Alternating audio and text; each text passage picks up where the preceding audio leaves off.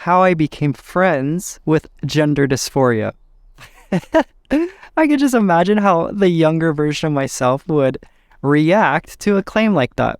It's like, yeah, okay, crazy lady, whatever you say, we're becoming friends with the most evil and horrible monster ever.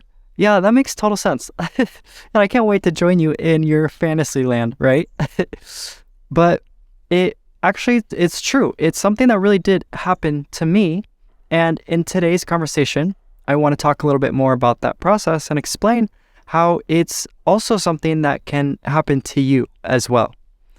Okay, so gender dysphoria. Ugh, this is like such an intense sensation, right? For me, it feels like the walls are closing in and time is running out and I'm just completely powerless.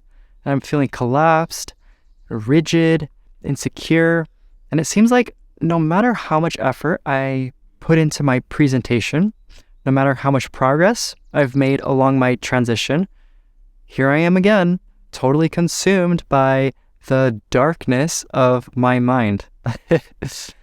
But here's a question for you. Does it have to be this way? Like, does it have to be so intense and so all-consuming? Are trans people just cursed? Or is it like they say, do we have some terrible mental disorder? Well, I don't know. Maybe. If I'm being honest, sometimes it does feel like I have a brain chemistry thing going on. But, even if that is true, it's not helpful for me to look at my gender situation as a sickness.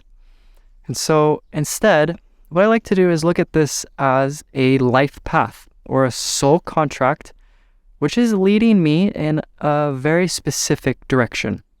And it just so happens that for me, and whatever my life purpose is, gender is playing a very important and central role along my life path. So keeping that in mind, let me ask you another question.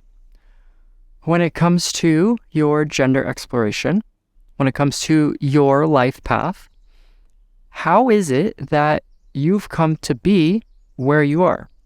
You could have gone in any direction, right? But why did you go in this one? Why are you wearing these clothes? Why are you using these pronouns? Why does your hair look the way it does? Well, for me, I'm a pretty simple-minded person. And as far as I can tell, I do all of this for no other reason than because it feels good. It just feels right. And sure, I could say, I explore gender because I'm trans and because I want to be free of dysphoria. Or maybe I could say, I do this because it's my God-given right and because gender is a construct and I just refuse to live inside of some box. But to me, all of that sounds like a fancy way of saying that, I just want to feel good. And so that's the first thing that I would say to anyone who is struggling with dysphoria. Recognize that underneath all these ideas and stories and philosophies and underneath all the intense drama and the worries and the fears, there's actually a really simple situation going on. It's like you're just someone who wants to feel good. You want to feel aligned and connected and balanced, and that's because all of this just feels good. So really, that's all we're doing here, right? We're just looking for ways to feel good. And it just so happens that for you, for whatever reason, it literally doesn't matter what the reason is. We could say brain chemistry. We could say it's something to do with nature versus nurture. Or it's the collapse of society. But who cares, right? Because all of that is besides the point. And the bottom line is that for you, feeling good is associated with gender. All right, so all of that brings me to my next question. How do you know what feels good? How do you know what your preferences are? how do you know what makes you happy? Well, it's because of the contrast, right? It's because we've got opposites. It's because there's good and bad, there's wanted and unwanted, and they're all working together in order to inform your life experience. Otherwise, you wouldn't have a reference point, and you wouldn't be able to say, okay, right now, I'm feeling gender congruence. This is warm and this is happy and this is natural. And it's like the reason I'm able to say that is because I know that I also have this other side of the equation where I have felt the opposite and I felt gender incongruence. And so I know that that's cold and that's sad and that's unnatural or whatever, those two feelings feel like to you. And so really, even though it's tempting to say, oh, I wish I never had to feel dysphoria and I wish I never had to be challenged. What we might not realize is that without dysphoria, without this contrast, we wouldn't be able to grow. Like we wouldn't be able to evolve, and we sure wouldn't know what kind of life we wanted to create for ourselves. We would just end up being these stagnant, lifeless little blobs that float around doing nothing much of anything. This is all because we wouldn't have the clarifying, motivating, electrifying force that comes from experiencing this contrast. And so that's why, in my opinion, I feel like dysphoria is actually here to help us. And the way it does that is by showing us this path forward. And it's like inviting us out of our comfort zones, and it's pushing us to evolve. And when we look at dysphoria from this perspective, where we recognize that without the guidance of darkness, we would never know where to look for the light, well, now we can truly appreciate the role that dysphoria is playing within this gender exploration. And now we can soften our approach and we can relax into this realization that dysphoria, in the truest sense, it's not actually an enemy, but it's a friend. And if we have the courage to look, we might actually see that dysphoria is in service to our goodness. And it's like a guiding light, which is helping us to find clarity. And even though, yes, it does have a very strong feeling tone, and its presence is absolutely difficult to tolerate, it really is important for us to recognize that dysphoria is not actually here to hurt us. The only time when it truly, truly does hurt in a way that's unnecessarily debilitating is when we misinterpret the feeling and we react to it by tensing and fighting back and shutting down, and we just sort of collapse into this dark abyss that comes along with these strong bouts of dysphoria. But that's a totally different scenario than if we were to be grounded and quantumous and we just allowed for dysphoria to show up and do its thing. And if we were to engage with it mindfully, just like we would any other strong sensation. So in those moments, we would relax, we would root into the ground, we remain open, and we just witness.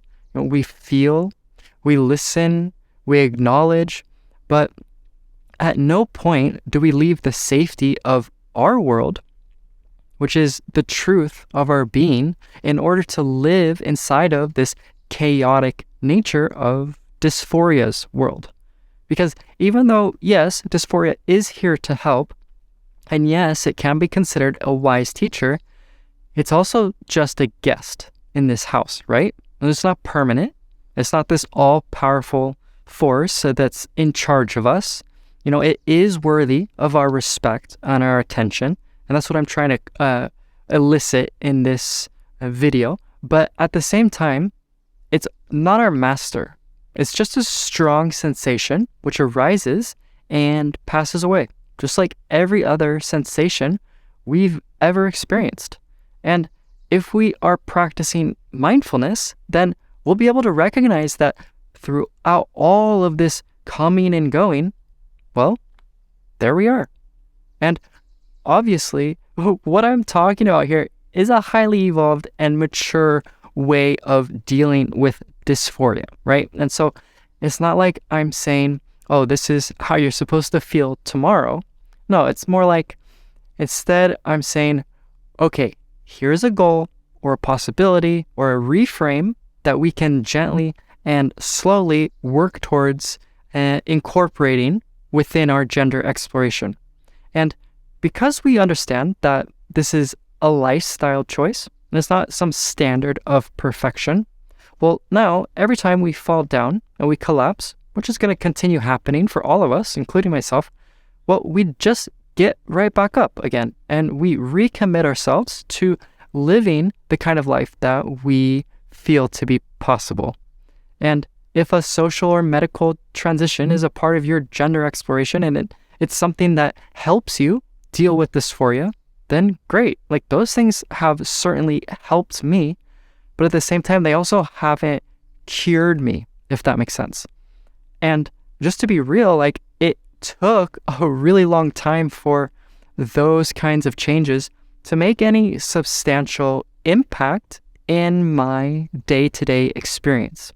And so that's why I highly recommend seeing if you can go about renegotiating the terms of your relationship with gender dysphoria. Because if it's here and there's nothing that you can do to make it immediately and permanently go away right now, then it might be wise to see if you can start befriending this part of your life experience. Otherwise, you're going to be at war with yourself most, if not all of the time. And that is just, that's just not a sustainable or enjoyable way to live. And not only that, but you're going to be missing out on all of the value and the wisdom that this strong sensation is offering you. But again, like I said, this is a process that doesn't happen overnight. So instead, it's just something that you can work towards moment by moment for however long dysphoria happens to be a part of your life.